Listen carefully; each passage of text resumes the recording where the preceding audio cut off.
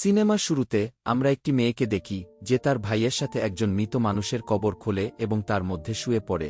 তার নাম ছিল সীতা।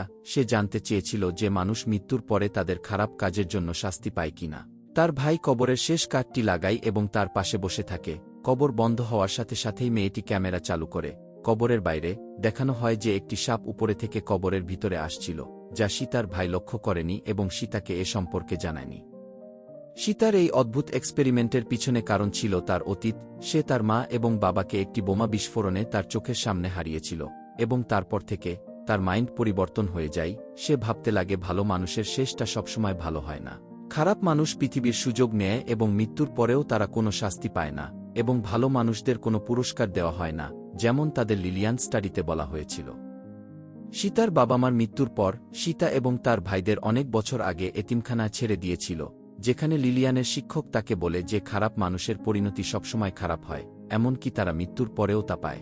কিন্তু সীতা এতে বিশ্বাস করেনি এবং তার শিক্ষককে ভুল প্রমাণ করার জন্য সে তার ভাইয়ের সাথে একটি সুড়ঙ্গে চলে যায়। এই সুড়ঙ্গে সীতার আগে কেউ যায়নি, কারণ এটি বিশ্বাস করা হতো যে এই সুড়ঙ্গে ভূত বাস করে এবং মানুষ এতে প্রবেশ করা মাত্রই অদৃশ্য হয়ে যায়। সে তার ভাই আদিলের সাথে ভিতরে যায় এবং যখন সে আরও ভিতরে যায় তখন সে কিছুই পায় না, শুধু অন্ধকার ছাড়া। এবং আরও অদ্ভুত বিষয় হল যে যখন সে আরও ভিতরে যায়, আদিল এবং সীতা একে অপরকে দেখতে পায় না, এমনকি একে অপরের আওয়াজও শুনতে পায় না। সীতা তার ভাইকে নিয়ে চিন্তায় পড়ে যায় এবং যখন সে এগিয়ে যায় তখন সে এই সুড়ঙ্গে একটি শিশুকে দেখে সে খুব ভয় পেয়ে গিয়েছিল। এটি কোনো শিশু ছিল না, এটি একটি আত্মা ছিল। এবং যখন সে সীতাকে একটি অদ্ভুতভাবে তার নাম বলে, সীতা ভয় পেয়ে যায়। শিশুটি তার নাম ইসমাইল ভয়ানকভাবে বলে। এই কারণে সীতা ভয় পেয়ে সুড়ঙ্গ থেকে বেরিয়ে আসে, যেখানে সে দেখে যে আদিল গ্রামবাসীদের সাথে তার জন্য অপেক্ষা করছে। তারা আবার এতিমখানায় ফিরে যায়, যেখানে আসার পরেও সীতার মনে শুধু একটি প্রশ্ন ছিল যে ইসমাইলের আত্মা এই সুড়ঙ্গে কিভাবে এলো, কেন তার আত্মা এভাবে ঘুরে বেড়াচ্ছে। সে শিক্ষক এবং এখানে কাজ করা লোকদের অনুসরণ করা শুরু করে এবং তাদের কথা শুনতে শুরু করে।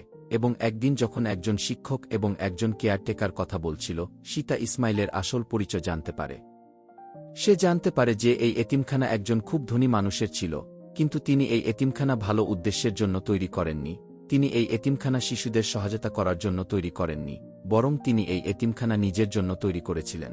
তিনি এখানে অসহায় শিশুদের সহায়তা করতেন এবং তার পছন্দের শিশুদের নিয়ে যেতেন। ধনী লোকেরা সেই শিশুটির অপব্যবহার করত এবং ইসমাইলও সেই দুর্ভাগ্য শিশুদের মধ্যে একজন ছিল যাদের সাথে অনেক ধনী লোকেরা অন্যায় করেছিল। এবং তারপর থেকে তার আত্মা সেই সুড়ঙ্গে ঘুরে বেড়াচ্ছিল। সীতা জানতে পারে যে এইবার সে আদিলকে বেছে নিয়েছে। শিক্ষকরা বলে যে সেই রাতের পর ইসমাইলকে কেউ দেখেনি, কিন্তু সীতা তাকে সুড়ঙ্গে দেখেছিল। এখন সীতা তৎক্ষণাৎ তার ভাইকে বাঁচানোর জন্য তার ভাইয়ের কাছে যায়, কিন্তু তার ভাইকে ধরার আগেই দুইটি লোক তার ভাইকে ধরে ফেলে। সীতা তাদের জন্য মুশকিল তৈরি করতে পারে, এই কারণে তারা সীতাকেও ধরে স্টোর রুমে তালাবদ্ধ করে, যার জানালা এবং দরজা সিল করা ছিল। তার ভাইকে বাঁচানোর জন্য সীতা তার বুদ্ধি লাগালো এবং তার স্কার্ফের সাহায্যে এই সিল করা জানালা ভাঙার চেষ্টা করে, যাতে সে সফলও হয়। যখনই সে বের হয়, কেয়ারটেকার তার কাছে আসে। সে সীতার জন্য কিছু টাকা এবং গুরুত্বপূর্ণ জিনিস এনেছিল, যাতে সে তার ভাইকে বাঁচাতে পারে এবং এখান থেকে দূরে চলে যেতে পারে। সীতার ভাইকে ওই লোকগুলি কোথায় নিয়ে যাচ্ছে সেটাও কেয়ারটেকার বলে দেয়। সীতা জঙ্গলের রাস্তা দিয়ে দৌড়ে দৌড়ে তাদের আগেই ওই রাস্তায় পৌঁছে যায় যেখান থেকে আদিলকে নিয়ে যাচ্ছিল। সে একটি পাথর নিয়ে আঘাত করে ড্রাইভারকে বিভ্রান্ত করে এবং তারপর সেখান থেকে তার ভাইকে বাঁচিয়ে পালায়। এরপর সিন কাট হয়ে আমাদের 10 বছর পর বড় হয়ে যাওয়া সীতাকে দেখানো হয়, যে এখন একটি বৃদ্ধাশ্রমে কাজ করে। সময় পার হওয়ার পরেও সীতার মন থেকে তার মা এবং বাবার ঘটনাটি ভুলেনি এবং যে খারাপ মানুষের শেষ ভালো মানুষের মতোই হয়। মৃত্যুর পরেও শুধু খারাপ মানুষই পৃথিবীতে সুবিধা পেয়ে থাকে। মৃত্যুর পরেও তারা কোনো শাস্তি পায় না এবং ভালো মানুষরাও কোনো পুরস্কার পায় না। এই কথাগুলো তার মাথা থেকে এখনও যায়নি। এখন সে এটি প্রমাণ করতে চাইছিল এবং এর জন্য যে কোনো সীমায় যেতে প্রস্তুত ছিল। এই এক্সপেরিমেন্টের জন্য সে তার এতিমখানার মালিককে বেছে নেয়, যে শিশুদের সাথে খারাপ কাজ করত। সে এই সময়ে তার বৃদ্ধাশ্রমে থাকতেন। প্রথমে সে তার সব খারাপ কাজের প্রমাণ সংগ্রহ করে এবং তারপর সে বৃদ্ধ মানুষটিকে নেশা দিয়ে মাতাল করে এবং তাকে তার সব পাপ স্বীকার করায় এবং এই সব খারাপ জিনিসের উপলব্ধি নিয়ে সে সুসাইড করে নেয়। লাভ ভাইয়ের সন্তানরাও তার সব খারাপ কাজ সম্পর্কে জানত, কিন্তু লাভ ভাই খুব ধনী ছিলেন, তাই তারা তাকে কিছু বলেনি। মৃত্যুর পর তার কোনো সন্তানই তাকে সমর্থন করে না। বৃদ্ধাশ্রমেই তার শেষকৃত্য হয়। আদিল তাকে স্নান করায়, তারপর তাকে একটি কফিনে ঢুকিয়ে দেওয়া হয়। এখন সীতা জানতে চেয়েছিল যে এই খারাপ মানুষের মৃত্যুর পর কি হবে, এই কারণে সে কবরে যায়। এটি সেই একই দৃশ্য যা সিনেমার শুরুতে আমাদের দেখানো হচ্ছিল। কবরে শুয়ে পড়ার পর সীতা তার মোবাইল চালু করে। আদিল তাকে বলে যে যদি কোনো সমস্যা হয় তবে আমাকে কল করবে, এবং সে কবরের কাছে বসে থাকে। এখন একটি সাপ কবরের কাছে আসতে শুরু করে, যা আদিল কিছুক্ষণ পর লক্ষ্য করে। এই কারণে সে তৎক্ষণাৎ সীতাকে কবর থেকে বের করে আনে। যতক্ষণ সীতা কবরে ছিল সেখানে কোনো অস্বাভাবিক কিছু ঘটেনি, অর্থাৎ যেটা সে ভাবছিল সেটা সত্য প্রমাণিত হল। খারাপ মানুষ মৃত্যুর পর শাস্তি পায় না। তারপরে সে একটি মর্নিং শোতে বলতে চলে যায়, এবং সেখানে সে তার রেকর্ডিংও নিয়ে যায়। কিন্তু যখনই সেই রেকর্ডিং চালু করা হয় সেখানে কিছুই ছিল না। দেখা যায় যে আদিল সব কিছু ডিলিট করে দিয়েছে, এবং কেউ সীতার কথায় বিশ্বাস করে না। সীতা চিৎকার করে এবং কাঁদে। সে আদিলকে জিজ্ঞাসা করে, তুমি এটা কেন করলে? আদিল বলে যে সে এটা করা ঠিক মনে করেনি। এটা করলে খারাপ মানুষ আরও সুযোগ পেয়ে যাবে এবং ভালো মানুষদের কেউ সম্মান করবে না। আদিল সীতাকে আরও বলে, তুমিও তো ভালো না, তুমি নিজের ছাড়া কারোর কথা ভাবো না, তুমি বৃদ্ধাশ্রমে তোমার দায়িত্ব সঠিকভাবে পালন করনি, এটা তোমার দায়িত্ব ছিল। সীতা আদিলের কথায় মন খারাপ হয়ে যায়, এবং সে বাড়ি গিয়ে তার বাবা মার ছবি নিয়ে অনেক কাঁদে। কাঁদতে কাঁদতে সে যেন মনে করে লাউপাই তাকে ডাকছে। কণ্ঠস্বর অনুসরণ করে সে একটি ঘরে যায়, কিন্তু এখানে কেউ ছিল না। লাউপাই মারা গিয়েছিল। যখন সে এই ঘরের দরজা বন্ধ করে তখন আবার লাউপাইজের কণ্ঠস্বর শোনে। যেই সে ঘুরে দাঁড়ায় সেখানে একটি ছায়া ছিল। যখন সে কাছে যায় তখন সে এই বৃদ্ধাশ্রমের একজন বৃদ্ধ মহিলাকে দেখতে পায়। তিনি কাঁদছিলেন এবং সীতাকে বলেন যে তার স্বামী তাকে ধোঁকা দিচ্ছে, তিনি তার সাথে এখানেই থাকতেন। যখন সীতা তার সাথে যায় তখন সে দেখে যে তার স্বামী একজন নার্সের সাথে সময় কাটাচ্ছেন। এটি দেখে সে অনেক চিৎকার করতে শুরু করে। সব বৃদ্ধাশ্রমের মানুষ এখানে জড়ো হয়। সেই মহিলা এই বয়সে এই আঘাত সহ্য করতে পারলেন না। সে এই মানুষটিকে মেরে ফেলতে চাইছিল, কিন্তু সীতা তাকে থামায় এবং এখান থেকে নিয়ে যায়। রাতে যখন এই বৃদ্ধ মহিলা কাপড় ধোয়া শুরু করে তখন তার আংটি ওয়াশিং মেশিনে আটকে যায়। যখন সে এটি বের করতে ভিতরে যায় তখন সে ভুল করে ওয়াশিং মেশিনের বাটন চেপে দেয়, এবং সে লন্ড্রিতে ঘুরতে ঘুরতে মারা যায়। যেই সবাই তার চিৎকার শুনে তাকে বের করে আনে, কিন্তু তখন অনেক দেরি হয়ে গিয়েছিল। মানুষটি তার স্ত্রীর মৃত্যুতে খুব দুঃখ পায়, কারণ সে এখনও তার স্ত্রীর কাছে ক্ষমা চায়নি। এই শোকে সে কাঁদছিল এবং পাগল হয়ে যাচ্ছিল। সীতা এই বৃদ্ধ মানুষের জন্য কিছু করতে চাইছিল।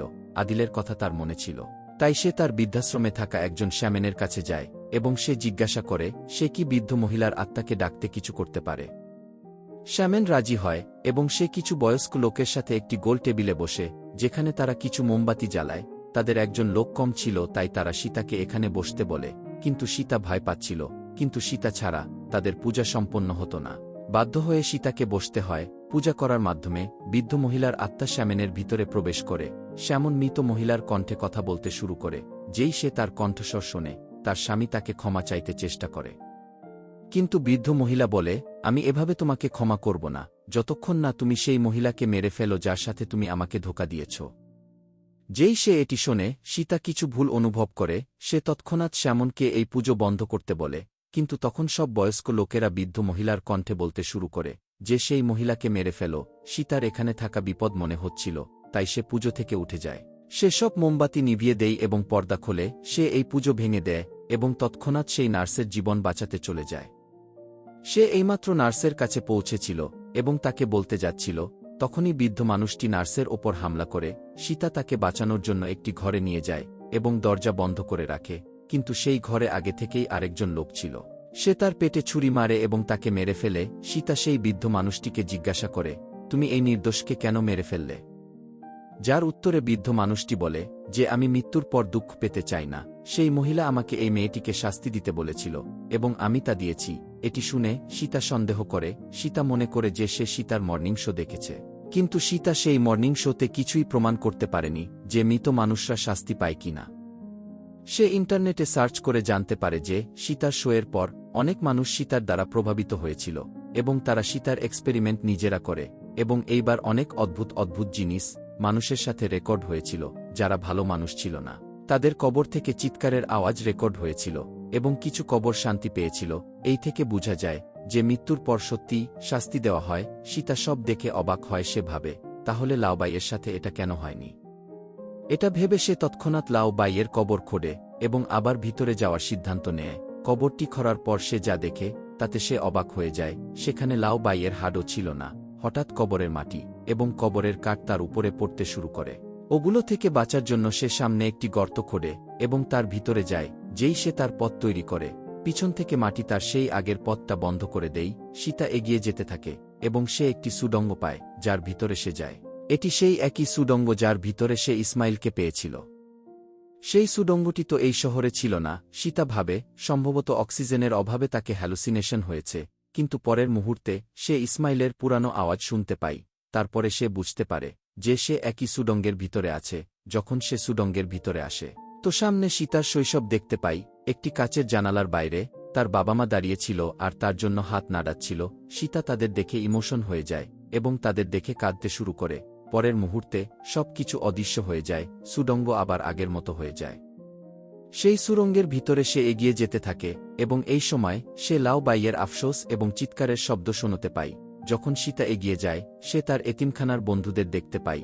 ওদের সামনে ইসমাইল দাঁড়িয়েছিল। সীতা ভাবে, সম্ভবত এটি তার বেহেম। সে মনে করে, ভূত তো হয়, যতক্ষণ তুমি তাদের বিশ্বাস করবে না ততক্ষণ তুমি তাদের দেখতে পাবে না। সে চোখ বন্ধ করে এবং মন স্থির করে যে সে এখানে কিছু দেখতে পায় না। এবং যখন সে চোখ খোলে, আবার তার সামনে এতিমখানার শিশুরা ছিল। এখন ইসমাইল তার সামনে আসে এবং তাকে বকতে শুরু করে। সে বলে, তুমি সেই দিন আমাকে কেন ফেলে রেখে গিয়েছিলে? তুমি কি সেই দিন বুঝতে পারোনি যে আমি ভয় পেয়েছিলাম, কেউ আমার পিছু করছিল? এটি শুনে সীতা চিন্তায় পড়ে যায় এবং তারপর সে উপরে থেকে কারোর আসার শব্দ শোনে। এটি একটি মনস্টারের শব্দ ছিল। এটি দেখে ইসমাইল সীতাকে বলে, আমি আর ভয় পাই না এবং তুমিও এটা থেকে ভয় পেও না। নিজেকে বাঁচানোর জন্য তুমি আমার সাথে সুড়ঙ্গে ঝাঁপ দাও। সুড়ঙ্গটি খুব গভীর ছিল, ভিতরে কিছুই নজর আসছিল না। মনস্টারও ধীরে ধীরে তাদের দিকে আসছিল। এই কারণে সীতা ইসমাইলের সাথে সুড়ঙ্গে ঝাঁপ দেয় এবং যখন তার জ্ঞান ফিরে আসে, আমরা তাকে লাও বাইয়ের সাথে শুয়ে থাকতে দেখি। সীতা ঘুরে দাঁড়িয়ে দেখে লাওবাই তার পাশে শুয়ে আছে। সে ভাবে এটি একটি ভয়ানক স্বপ্ন ছিল। সে চিৎকার করে আদিলকে ডাকে, কিন্তু বাইরে এখন কেউ ছিল না। তার সাহায্য করতে কেউ এলো না। এবার একটা সাপ কবরের ভিতরে চলে আসে এবং সীতার উপর উঠে যায়। সাপটি সীতাকে কাটে, তারপরে লাওবাইয়ের মুখে ঢুকে যায়। সাপটি মুখের ভিতরে যেতেই লাওবাই উঠে বসে যায়। কে যেন হাতুড়ি দিয়ে লাওবাইয়ের মাথা ফাটিয়ে দেয়। তার রক্তের ছিটা সীতার মুখে এসে পড়ে। তার কারণে সে খুব ভয় পেয়ে যায়। কিন্তু এটা তো শুধুমাত্র শুরু হয়েছিল। লাওবাইয়ের মাথা আবার ঠিক করা হলো এবং আবার একইভাবে টর্চার করা হলো। তার জিভার জায়গায় অনেক সাপ বের হতে লাগল এবং তার পুরো শরীরে হাঁটা চলা করতে লাগল। তারপর একটা অদ্ভুত জিনিস চলে আসলো লাওবাইকে টর্চার করার জন্য। সীতা তখন অনেক ভয় পায়। ভাগ্যিস সেই সময় আদিল কবর খুঁড়ে সীতাকে বের করে নেই। সীতা কবরের ভিতরে যা কিছু দেখে তাতে সে স্পষ্ট বুঝতে পারে, খারাপ মানুষেরা অবশ্যই শাস্তি পেয়ে থাকে।